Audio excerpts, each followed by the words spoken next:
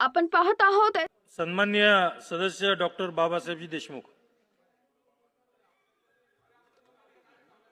अध्यक्ष महाराज, अपक्ष नंतर येईल. अध्यक्ष महाराज, मला बोलण्याची संधी दिली त्याबद्दल आपलं मनपूर्वक आभार मानतो. या विधानसभेच्या निवडणुकीपूर्वी या शासनाने शेतकऱ्यांचा सातबारा कोरा करणार असं आपण आश्वासन दिलं होतं. हे राज्याचं सरकार हे गतिमान आहे. तर माझी आपल्या माध्यमातून शासनाला विनंती आहे की शेतकऱ्यांची सरसकट कर्जमाफी होणं अत्यंत गरजेचं आहे. ते लवकरात लवकर शासन निर्णय घेईल. त्याचबरोबर मे महिन्यामध्ये अतिवृष्टी झाली. माझ्या तालुक्यात, जिल्ह्यात आणि संपूर्ण महाराष्ट्रातील शेतकऱ्यांच्या पिकांचं नुकसान झालंय आणि त्या शेतकऱ्यांना अनुदान देण्याचं गरजेचं आहे. ते शासनाने लवकरात लवकर देणं गरजेचं आहे.